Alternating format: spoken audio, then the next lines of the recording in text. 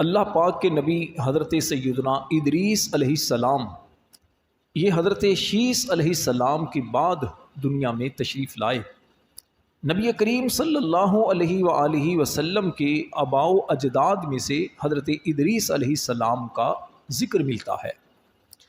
قرآن کریم میں دو صورتوں میں حضرت ادریس علیہ السلام کا ذکر بیان کیا گیا ہے۔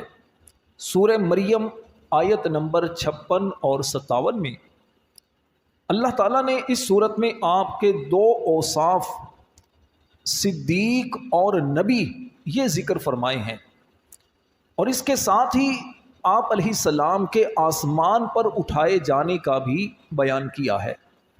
دوسری سورہ انبیاء اس کی آیت نمبر 85 اور 86 میں اسی صورت میں حضرت اسماعیل اور حضرت ذوالکفل علیہ السلام کے ساتھ حضرت ادریس علیہ السلام کو بھی صبر کرنے والا اور اللہ تعالیٰ کے قرب کے لائق بندوں میں شمار کیا گیا ہے، یعنی آپ کے دو اوصاف، دو خوبیاں اس صورت میں بھی بیان کی گئی ہیں۔ حضرت ادریس علیہ السلام کا نام تو خنوخ یا اخنوخ ہے، لقب آپ کا ادریس ہے۔ ادریس کا مطلب ہے بہت زیادہ درس دینے والا۔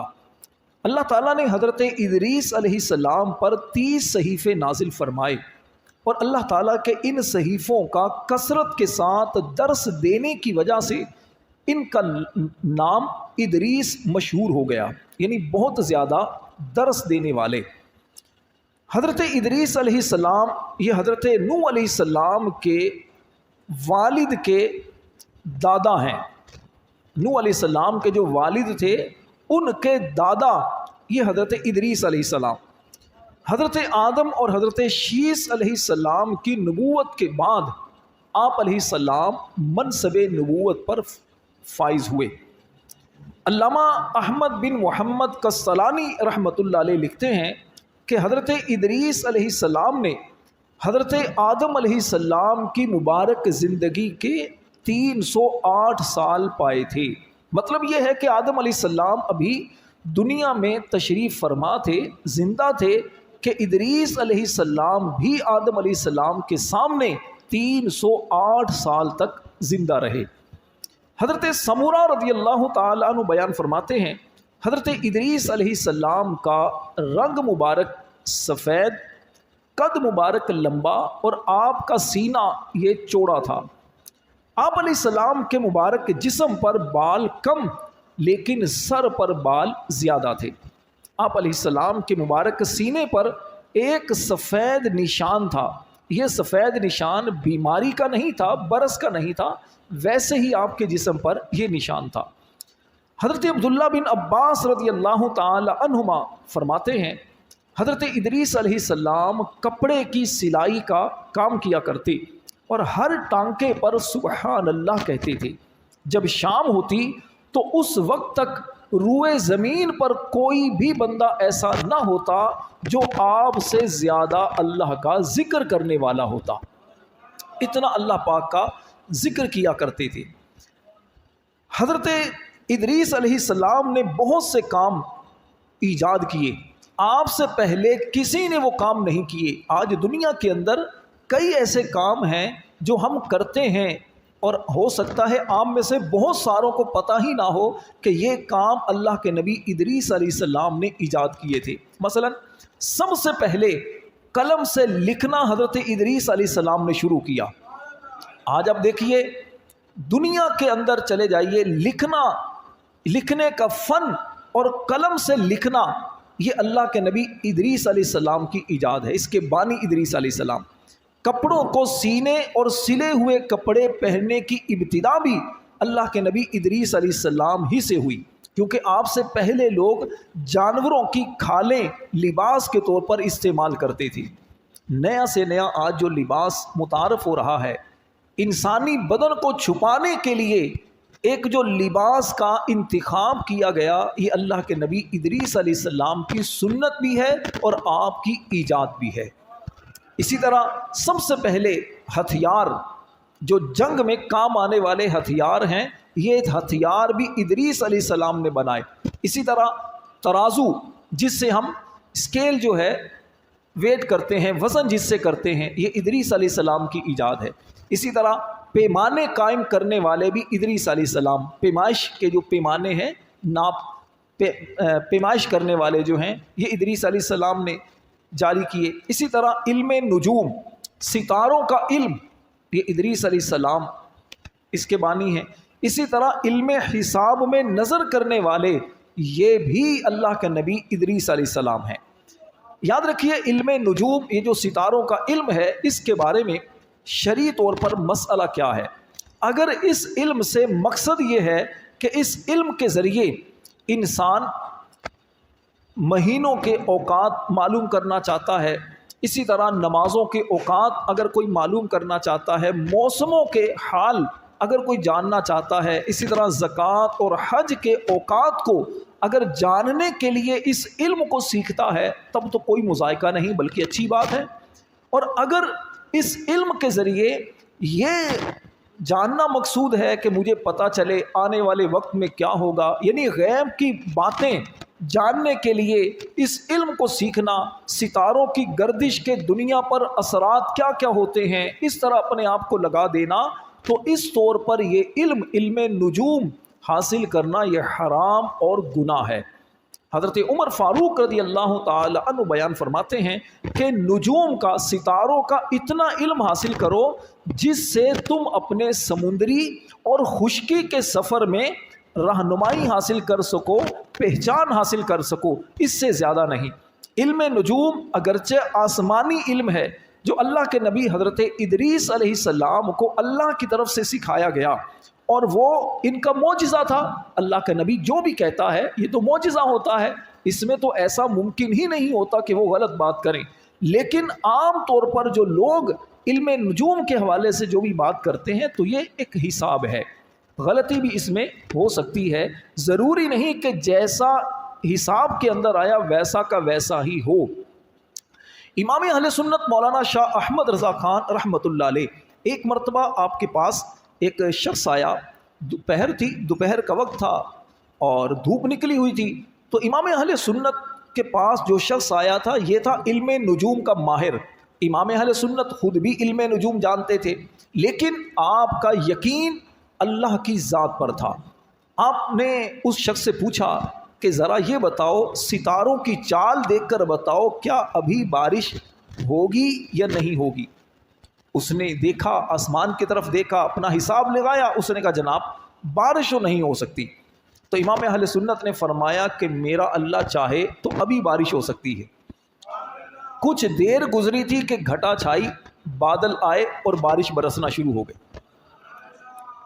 فرمایا کہ اللہ چاہے تو کیا نہیں ہو سکتا۔ تو مطلب کہنے کا یہ ہے کہ یہ علم جو ہے یہ ظنی ہے، یقینی نہیں ہے، ٹھیک ہے نا؟ جیسے آپ میڈیسن کوئی بھی استعمال کرتے ہیں تو میڈیسن سے ضروری تو نہیں کہ آپ کو شفا ملے گی۔ اللہ چاہتا ہے تو آپ کو چھوٹی سی ٹیبلٹ سے شفا مل جاتی ہے، اللہ نہیں چاہتا تو بڑے سے بڑا سرجن بھی آ جائے تو شفا نہیں ملتی۔ تو اس لیے اللہ کے نبی جو علم لے کر آتے ہیں وہ ان کا معجزہ ہے، لیکن عام لوگوں کو اگر یہ اس طرح کا کام کرتا دیکھیں تو یقین بالکل نہ کریں کہ لازمی ایسا ہی ہوگا۔ جس کچھ دن پہلے مجھ سے واٹس ایپ پر کسی نے ایک مسئلہ پوچھا کہ حضرت ہم نے استخارہ کروایا ہے لڑکی کا کہ فلاں لڑکے سے شادی درست ہے، مناسب ہے یا نہیں، تو استخارہ کرنے والے نے جواب دیا کہ یہ استخارے میں جواب یہ آ رہا ہے کہ درست نہیں ہے، اور ساتھ ہی یہ کہا کہ اللہ کی مرضی اس میں شامل نہیں ہے اس رشتے کے اندر۔ تو مجھ سے پوچھا جناب یہ بتائیے کہ کیا اس طرح اب جو استخارے میں آیا تو کیا ہم واقعی رشتہ کر لیں یا نہیں کریں، کیونکہ اللہ کی مرضی تو شامل نہیں ہے۔ میں نے کہا سب سے پہلے تو کہنے والا ایک نمبر کا جھوٹا ہے، جس نے بھی کہا ہے جھوٹ اس نے کہا ہے، اس کو کیا پتا اللہ کی مرضی کیا ہے؟ اللہ کی مرضی اللہ کے نبی جانے، ایک عام بندہ جو ہے وہ کیسے جان سکتا ہے کہ اللہ کی مرضی کیا ہے؟ ایک استخارہ کر کے تسبیح کے ذریعے استخارہ کرتا ہے یا کوئی بھی اپنے علم کے ذریعے استخارہ کرتا ہے تو یقینی تھوڑی ہے کہ واقعی ایسا ہی ہوگا۔ کئی مرتبہ ایسا ہوتا ہے، ایک مرتبہ استخارے کے اندر آ جاتا ہے کہ یہ کام کرنا چاہیے، دوسری مرتبہ آتا ہے نہیں کرنا چاہیے۔ تو استخارہ کوئی یقینی نہیں ہوتا، ٹھیک ہے، استخارہ کے اندر یقینی علم حاصل نہیں ہوتا، تو اس لیے انسان کو اس چیز پر یقین نہیں رکھنا چاہیے۔ قرآن کریم میں اللہ پاک کے پیارے نبی حضرت ادریس علیہ السلام کی 4 خوبیاں بیان کی گئی ہیں، 4 وصف بیان کیے گئے ہیں۔ چنانچہ اللہ تبارک و تعالیٰ قرآن مجید میں ارشاد فرماتا ہے سورہ مریم، وَاذْكُرْ فِي الْكِتَابِ ادریس اِنَّهُ كَانَ صِدِّيقًا نَبِيًّا، اور کتاب میں ادریس کو یاد کرو، بے شک وہ بہت ہی سچا نبی تھا۔ اس آیت میں حضرت ادریس علیہ السلام کی 2 خوبیاں بیان کی گئی ہیں۔ ایک تو یہ کہ وہ صدیق تھے، اللہ کا ہر نبی صدیق ہوتا ہے، اور دوسرا وہ نبی ہونا بہت بڑی خوبی، بہت بڑا اعزاز جو اللہ کے نبی ادریس علیہ السلام کے حصے میں آیا۔ اسی طرح اللہ تبارک و تعالیٰ نے ایک اور آیت کے اندر حضرت ادریس علیہ السلام کی 2 خوبیوں کو بیان فرمایا۔ اللہ کریم فرماتا ہے وَإِسْمَاعِيلَ وَإِدْرِيسَ وَذَا الْكِفْلِ كُلٌّ مِّنَ الصَّابِرِينَ، اور اسماعیل اور ادریس اور ذو الکفل کو یاد کرو، وہ سب صبر کرنے والے تھے۔ وَأَدْخَلْنَاهُمْ فِي رَحْمَتِنَا إِنَّهُمْ مِنَ الصَّالِحِينَ، اور انہیں ہم نے اپنی رحمت میں داخل فرمایا، بے شک وہ ہمارے قرب خاص کے لائق بندوں میں سے ہیں۔ اس میں بھی اللہ تبارک و تعالیٰ نے حضرت ادریس علیہ السلام کی 2 خوبیوں کو بیان فرمایا۔ حضرت ادریس علیہ السلام استقامت کے ساتھ، پابندی کے ساتھ اللہ تعالیٰ نے جو صحیفے ان پر نازل کیے تھے ان کا درس دیتے، اللہ کی عبادت میں مصروف رہتے، اور راستے میں آنے والی جو بھی مشکلات ہوتی اس پر صبر کرتے، اسی لیے آپ کو خاص طور پر صابرین میں شمار کیا گیا۔ اللہ تعالیٰ نے جو انعامات آپ پر فرمائے ان میں سے ایک یہ انعام بھی ہے کہ اللہ پاک نے آپ کو آسمانوں پر اٹھا لیا۔ چنانچہ اللہ پاک ارشاد فرماتا ہے سورہ مریم میں وَرَفَعْنَاهُ مَكَانًا عَلِيًّا، اور ہم نے اسے یعنی ادریس کو ایک بلند مکان پر اٹھا لیا۔ آپ علیہ السلام کے بارے میں اللہ تعالیٰ نے فرمایا کہ بلند مکان پر اٹھا لیا۔ یہ بلند مکان کیا ہے؟ اس کے بارے میں علماء فرماتے ہیں ایک قول تو یہ ہے کہ آپ کے مرتبے کی بلندی اس سے مراد ہے، یعنی آپ کو بہت بڑا اللہ نے مرتبہ دیا، اور دوسرا قول یہ ہے کہ اللہ پاک نے آپ کو آسمانوں پر اٹھا لیا، اور یہی زیادہ صحیح قول ہے۔ یاد رکھیے امام اہل سنت مولانا شاہ احمد رضا خان رحمۃ اللہ علیہ فرماتے ہیں کہ 4 نبی ابھی بھی زندہ ہیں، 4 نبی ابھی بھی زندہ ہیں، ان کو ابھی موت کا وعدہ نہیں آیا، یعنی ان کو ابھی موت نہیں آئی۔ یوں تو ہر نبی اللہ کا زندہ ہے، اللہ پاک کے پیارے حبیب صلی اللہ علیہ وسلم نے فرمایا ان اللہ حرم علی الارض ان تأکل اجساد الانبیاء فنبی اللہ حی یرزق، بے شک اللہ نے زمین پر حرام کیا ہے کہ وہ نبیوں کے جسموں کو کھائے۔